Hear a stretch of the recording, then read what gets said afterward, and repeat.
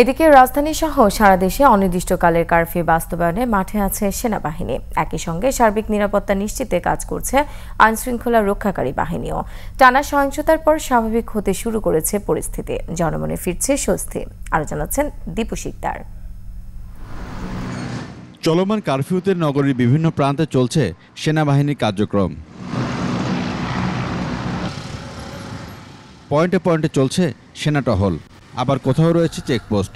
বাইরে বের হওয়া মানুষদের পড়তে হচ্ছে সেনা সদস্যদের প্রশ্নের মুখে। গুরুত্বপূর্ণ সরকারি স্থাপনা ঘিরে নিরাপত্তা বলয় গড়ে তোলা হয়েছে। এদিকে মাঠে পুলিশ ছাড়াও বিজিবি এবং র্যাবের তৎপরতাও ছিল চোখে পড়ার মতো। সব মিলে স্বস্তি ফিরতে শুরু করেছে উৎকণ্ঠা শহরে। আন্দোলনও কিছু কমে গেছে, কিছু নিয়ে আমরা একদম দেশ একটু আপনার নিরাপদে আছে, শান্তি আছে, একটু সেনাবাহিনীও আছে এখানে। দোকানপাট বন্ধ, আমরা তো কাজ করি, দোকানপাট বন্ধ, এদিকে অসুবিধা, কিন্তু এমনি সব নিরিবিলি আছে, কোনো জয় ঝামেলা নাই, এদিক দিয়ে শান্তি আছে। রোববার দুপুর ৩টা থেকে ৫টা পর্যন্ত শিথিল থাকার পর পূর্ব ঘোষণা অনুযায়ী চলছে অনির্দিষ্টকালের কারফিউ। দীপু শিকদার, ২১ টেলিভিশন, ঢাকা।